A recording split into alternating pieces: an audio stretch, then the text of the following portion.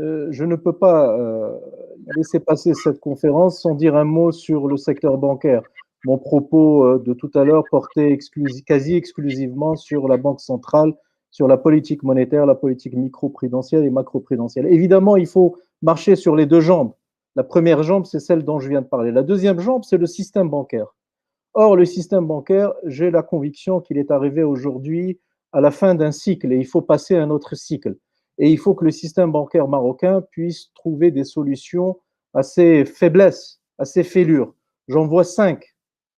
La première, c'est la situation oligopolistique du secteur qui dessert les intérêts de l'économie nationale. Vous avez deux établissements bancaires qui représentent plus de 55% de part de marché sur un volume total de 18 ou 19 établissements bancaires.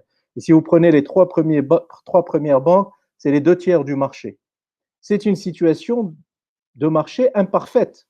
Et les Marocains savent très bien ce que ça veut dire l'oligopole. Les Marocains savent bien qu'on en paye le prix. Ils le savent par exemple dans l'oligopole dans le secteur des hydrocarbures. Ils savent quel est l'impact sur l'économie, quel est l'impact sur le pouvoir d'achat des citoyens, quel est l'impact sur la compétitivité des entreprises.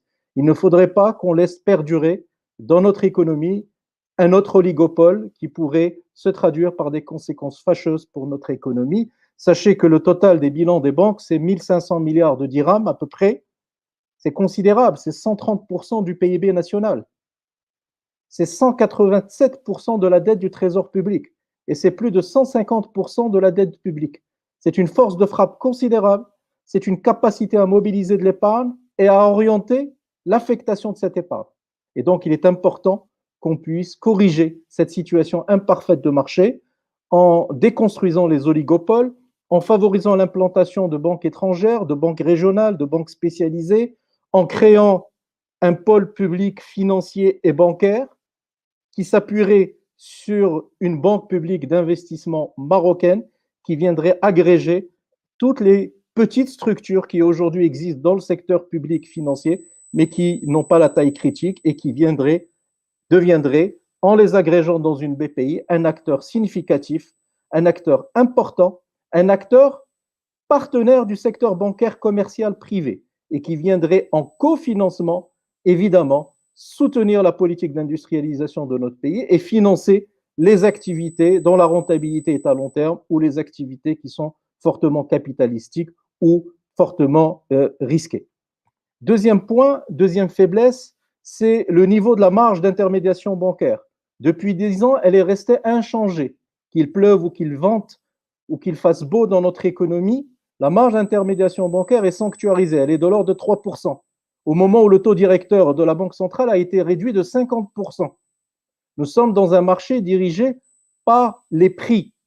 Et les comptes d'exploitation des banques ne sont pas, comment dirais-je, liés, connectés à l'évolution des encours. À la rigueur, ils s'en fichent royalement. Ce qui les intéresse, c'est la sauvegarde de la marge. Ça, c'est une anomalie, il faut la corriger. Et comment on la corrige? À travers l'intensification de la concurrence bancaire, mais aussi à travers un certain nombre d'évolutions réglementaires que la Banque centrale refuse de faire, comme par exemple la levée de l'interdiction de la rémunération des départs à vue pour que cela puisse stimuler la concurrence entre les banques.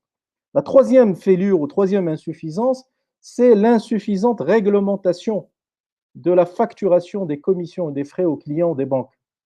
Là, il y a vraiment un vrai problème. Il faut savoir que la part du PNB bancaire qui provient des commissions avoisine les 8 milliards de dirhams, un peu plus de 7,7 milliards de dirhams. Il y a 5 ans, c'était 2 milliards. En moins de 5 ans, les banques ont multiplié par 4 les commissions et les frais générés par leur activité.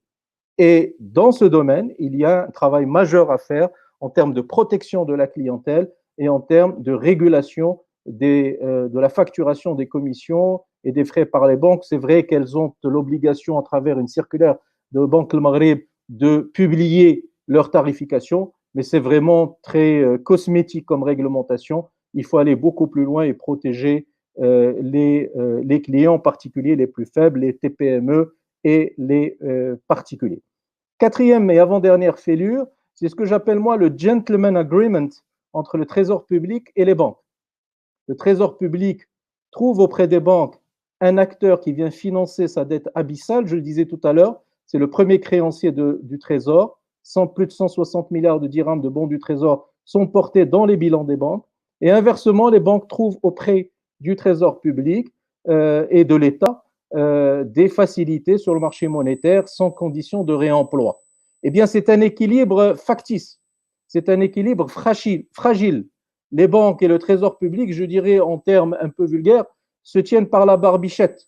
Il faut rompre ce petit équilibre factice, fragile, éphémère, peu créatif de valeur et trouver un nouvel équilibre. Et le financement de la dette publique ne doit pas être le fait du secteur bancaire, mais doit être le fait du marché financier. Et dernier point, c'est le degré d'intermédiation bancaire. Il est inacceptable, il est suicidaire de lier le financement de l'économie nationale exclusivement à un seul acteur qui est le secteur bancaire, qui est à l'origine de 99% des crédits bancaires. Cette intermédiation excessive devient mortifère lorsqu'on sait que ce même secteur bancaire applique la réglementation de Bâle III, pensée par des banquiers centraux anglo-saxons qui, eux, rient au nez au système bancaire qui dépendent simplement aux économies qui dépendent exclusivement du système bancaire parce que eux ont les marchés financiers et eux ont le shadow banking, deux choses que nous n'avons pas dans notre pays. D'où la nécessité, évidemment, de couper le cordon ombilical, me semble-t-il, entre la bourse de Casa et le secteur bancaire.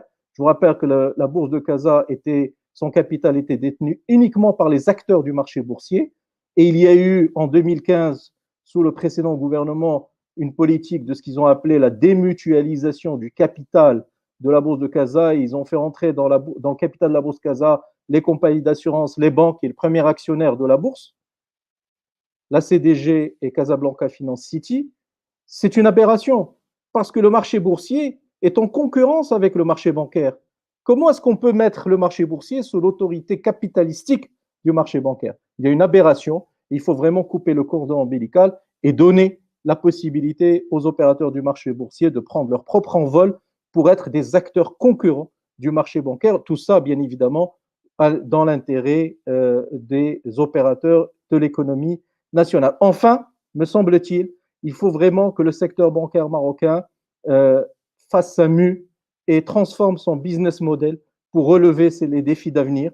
Et parmi les défis d'avenir, il y a évidemment les problématiques de réglementation prudentielle de Bâle III, de constitution de fonds propres solides pour pouvoir affronter cette réglementation. Il y a la problématique du double changement d'échelle du secteur bancaire, un secteur bancaire qui est internationalisé, qui est présent en Europe, qui est présent en Afrique subsaharienne, mais en même temps un secteur bancaire qui doit être présent dans les territoires, dans les régions, et qui doit transférer ses centres de décision au plus près des entreprises, au plus près des territoires, au plus près de l'économie réelle.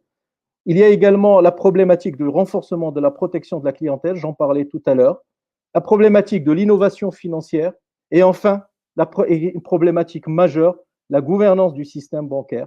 Il faut vraiment que la réglementation de la Banque centrale s'intéresse au fonctionnement des conseils d'administration des banques pour qu'il y ait une régulation des conflits d'intérêts, pour qu'il n'y ait plus de liens croisés entre les membres des différents conseils d'administration, qu'il y ait une représentation plus forte, plus significative, plus crédible des administrateurs indépendants et pour que le rôle, la transparence dans le fonctionnement des banques soit plus grande en termes de rémunération des dirigeants, en termes de concentration des crédits, en termes de concentration des créances en souffrance, en termes d'attribution des marchés. L'ensemble de ces dispositifs, me semble-t-il, contribueront à rendre le secteur bancaire plus transparent, plus efficace, plus moderne et finalement plus à même de répondre aux besoins de financement de l'économie nationale, des TPME et des agents économiques et des particuliers.